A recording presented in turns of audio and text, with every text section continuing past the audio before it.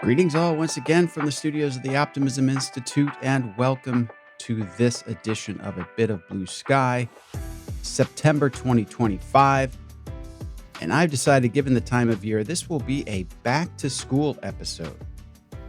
I'm going to reflect back on my back-to-school days, but then also think about how I might approach going back to school were I still a student, what I might study, even a little thought about what I might teach or encourage schools to teach as we head into this back-to-school season, all with a lens, of course, towards optimism and lifelong learning and all the things we care so much about here at the Optimism Institute. So before getting to the fun part about back to school, I should confess that when I was a kid, I actually liked school. I did well in school, but I really liked vacation. And I can remember vividly as a kid who, as I've said before, watched too much television. I remember the angst I started to feel. Back then, it probably wasn't until early August when the back to school ads started and they were trying to sell backpacks and lunch boxes and book covers and new outfits. And then it really set in every Labor Day weekend, the Jerry Lewis telethon. Once that was on, I knew the jig was up, that it was really back to school time. We always started right after Labor Day. And so if I'm honest, those are my initial memories, the first ones that come to mind when I think about back to school. But eventually, every year, I was able to put Jerry Lewis and the back to school ads behind me. And it wouldn't surprise you to know that one of the classes I liked the best was history. And I say it all the time on this show. If you only read the news, you'll think things have never been worse. But if you read history, you realize things have never been better. And were I to go back to school today, high school, college, I think courses on constitutional history would be fascinating given the challenges we have today, on eras where we've been challenged, like the Depression, like the early days of the New Deal, which was not instantly popular and accepted, like McCarthyism, like the Vietnam era, the Civil War era.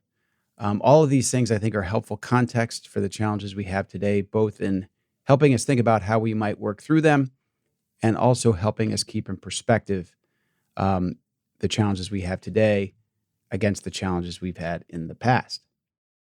And I don't know if I had it to do over again, I would go into medicine. I don't think I would have actually, but I think it'd be fascinating to study the latest advancements in medicine, what has happened in the past, say, 50 years to improve global health, and even more exciting, what is on the horizon with immunotherapies, targeted therapies, new vaccines that we're creating all the time, cures for diseases we thought incurable in the past. It'd be an exciting time to learn about all that. And had I the chance to do it over again or to head back to school today, that is definitely a field of study I would consider pursuing. And I would probably try to dive deeper into learning foreign languages. I was lucky enough to I took Latin, 6th, 7th, and 8th grade, took a bunch of French, and then gave up on it in college. And I think in this increasingly globalized world that we live in, the amount of travel we do both physically and virtually, while English is certainly becoming more common across the world, it is a sign of respect and it's a way to understand other cultures, to understand their languages and speak them. So I would probably take a deep dive into maybe polish off my French, but definitely try to learn Spanish better than I have. I could probably think of some others, but I think mastering a foreign language, at least one. The old joke is, what do you call someone who speaks 2 languages? They're bilingual, 3 languages, trilingual, 1 language, American. And I wish I weren't that ugly American who doesn't speak foreign languages better than I do. So that's something I would definitely consider. And I would encourage young people heading back to school this year to think about that as well.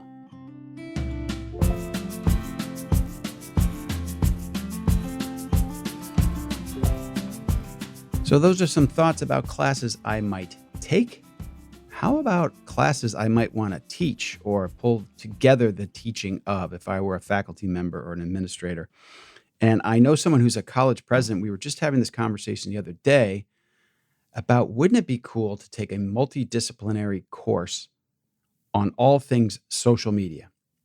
So imagine, if you will, you might study, I guess, in a sense, history of social media, the origin stories, watch movies like Social Network or read books on the subject to really understand where these companies came from, their founding ideologies, or in some cases, sort of lack thereof.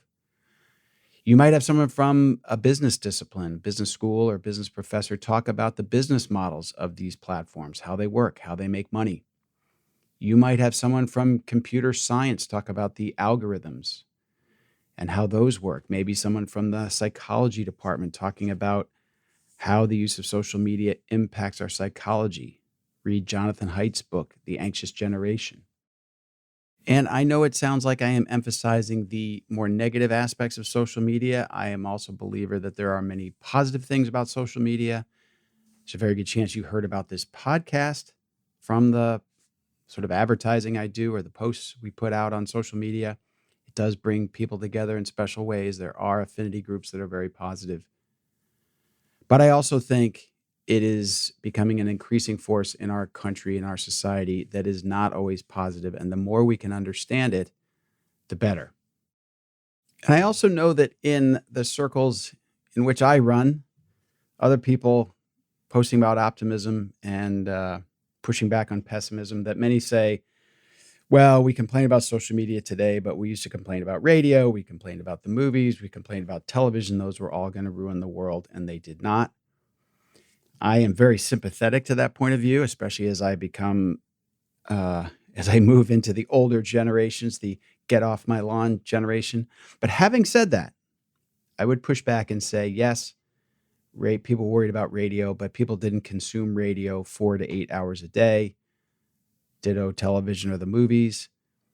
Radio and television had gatekeepers. There was editing, vetting, versus today, anyone can get out on the internet, whether they be real or bots. We are spending inordinate amounts of time consuming social media. And given the fact that there aren't gatekeepers, an analogy I've heard that I appreciate, it's a little extreme, but I don't think it's totally inaccurate, is it's as if we have built this massive public swimming pool and we didn't put a fence around it. We didn't post a lot of rules. We allowed anyone in. And I think we're paying the price for that. So I think to help us all be more optimistic going forward, the more we can understand social media, its impact on us, how it works, how we can manage it best, I think that would be a great course to take. I'd love to try to put one together. And that's my thought on that. And I will conclude with some more upbeat thoughts about all of this. Many of us, I know I felt this when I was dropping my kids off in college. I was sad, but more than anything, I was kind of jealous. I wish I'd been them that age with all that before me, all these opportunities. But having said that, we all have the opportunity to learn, to be lifelong learners. We've talked about that a lot on the Blue Sky podcast, how being curious and always trying to learn more is a trait of optimism. And everything I've discussed on this episode, we can read about, we can learn about, we can watch documentaries, movies, read books, study ourselves on our own, find other ways of learning these subjects online. The world is sort of our oyster when it comes to education and lifelong learning. And so as we think about going back to school, those of us who are well past the age of going literally back to school, let's not assume that we can't keep learning, that we can't keep reading, that we can't keep absorbing new information in ways that will help us be more curious and more optimistic, frankly, as we go through life.